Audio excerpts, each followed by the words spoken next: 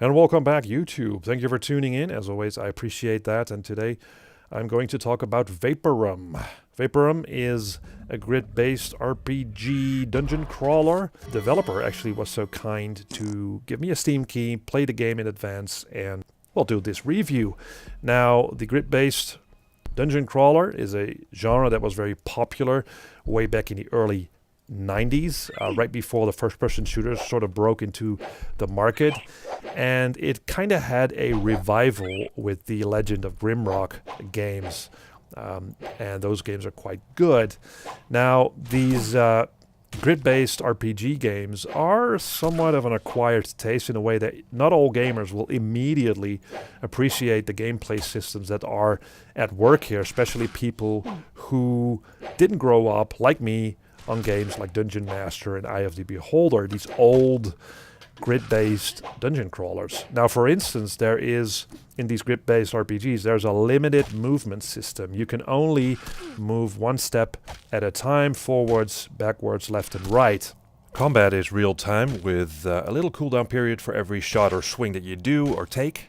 As I said, Vaporum is a very nice twist on the genre that is mostly grounded in fantasy lore, but this one is set in a steampunk world because you wake up on this shore right in front of this high metal tower and you don't know why you're there, and this tower is there, and you go inside and you start exploring this tower.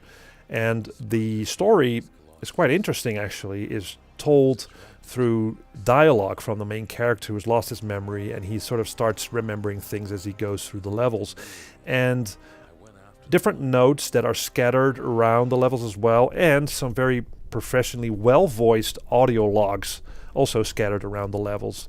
And this game really draws inspiration from BioShock, I think. And that is a good thing. That's a good thing. And the steampunk atmosphere is further enhanced by the ambient sounds and the hissing of machines and the rattling of gears, and you sort of get immersed in this world as you walk, and you hear your footsteps, and you're all alone, and you're sort of wandering the halls. But it all works to a certain extent, because once the initial novelty of this game sort of wears off, the novelty of the steampunk setting, you start to realize that you're actually going through a series of mazes and corridors, and there's really nothing there that will remind you that you're actually in this metal tower.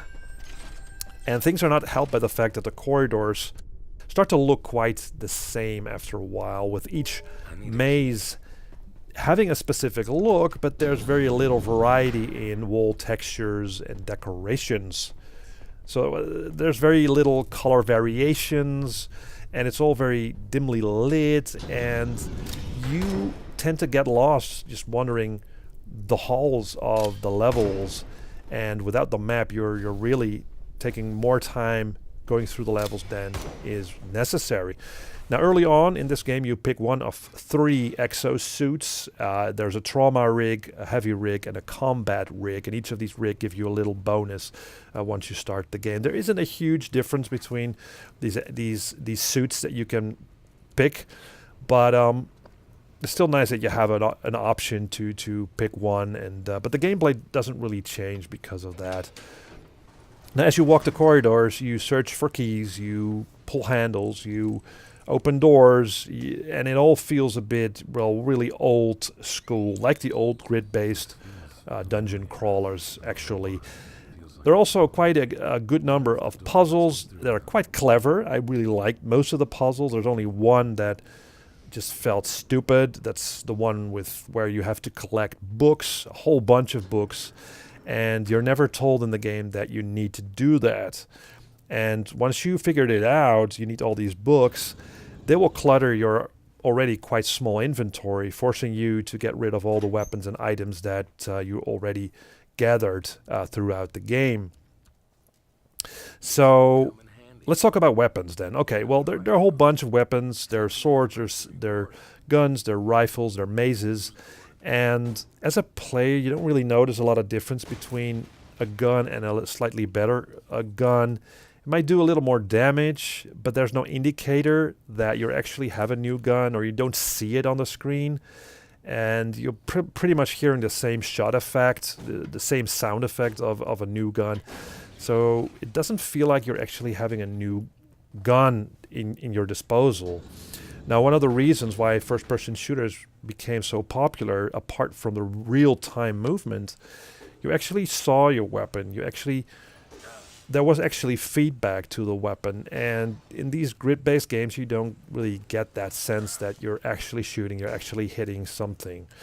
But I'll talk about that a little bit more later on. But first, let's talk about the enemies. The enemies, there isn't a huge variety of enemies, though. The ones that are there are quite fun. They're overgrown insects, there are metal spiders, there are sort of sentry bots roaming the levels, there are humanoid guards, and you'll be seeing a lot of those. And at some point, it starts to repeat itself a lot, so you'll be fighting the same kind of enemies. Now, fighting is all about sidestepping, backing off, using environmental traps, if available, against the enemies, which works really well, although sometimes enemies seem to spawn out of nowhere, which is a bit cheap at times. Now, enemies do seem to have decent pathfinding, as they will try and follow you around the level, which is great. Also, on the higher difficulty levels, enemies move faster, they do and take more damage, and during gameplay you can change the difficulty accordingly, so that's really convenient if you're having trouble somewhere and with enemies, you can change the difficulty. But again, the combat itself feels somewhat lacking. It feels floaty. The strikes and shots seem to hit thin air. There's no feedback. And you can only tell that you're actually hitting something by these random numbers that appear above the enemy. But you can't really tell how much health an enemy has. So these numbers above the enemy that you're actually hitting something are not very informative. And so it's a problem, because yes, some weapons seem to do more damage, but you never know how much or what the health of the enemy is, the threshold of the health, you just don't know. It's all kind of random. Now, I do like the idea that some weapons or some weapon types work better against certain enemies than others.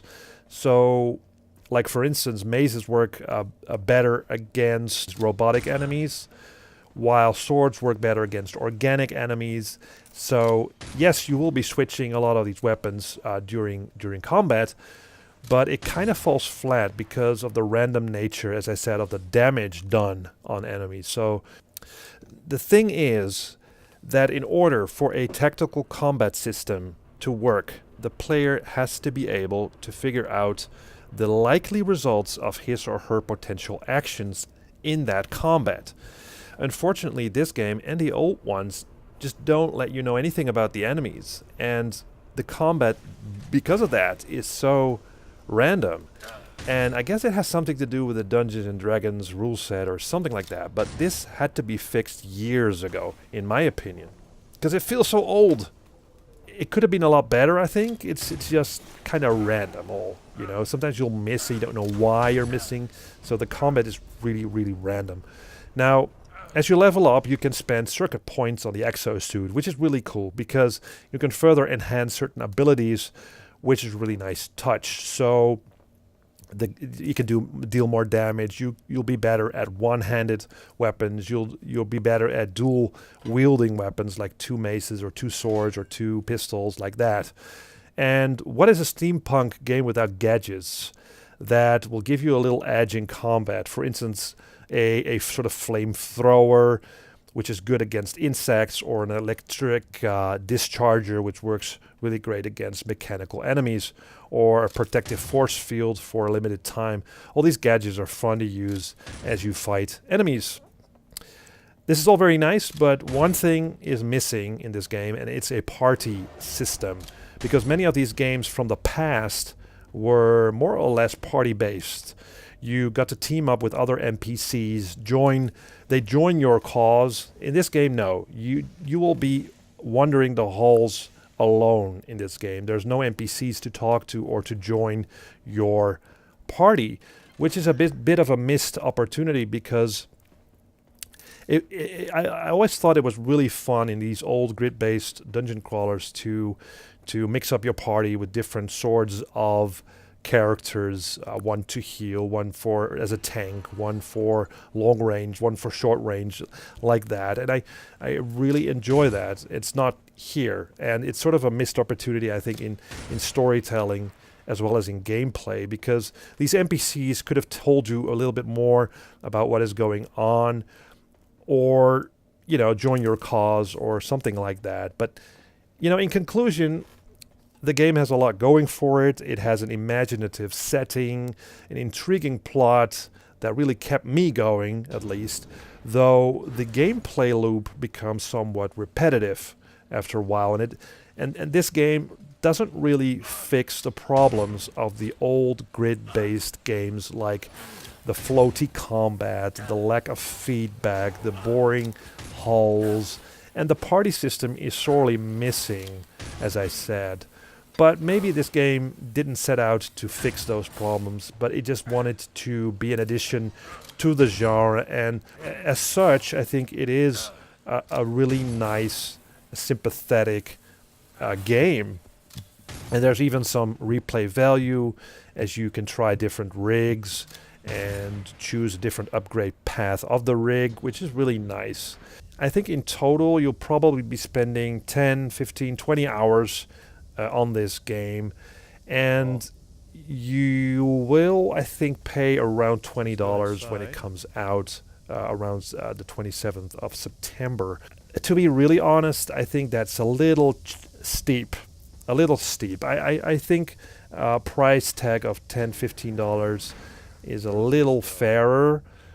Only if you're really big fan of the genre, this is worth picking up full price. If you, on the other hand, are new to the genre, I'd say start with the Grimrock games. So that's it for me. Thank you for watching. See you in the next video.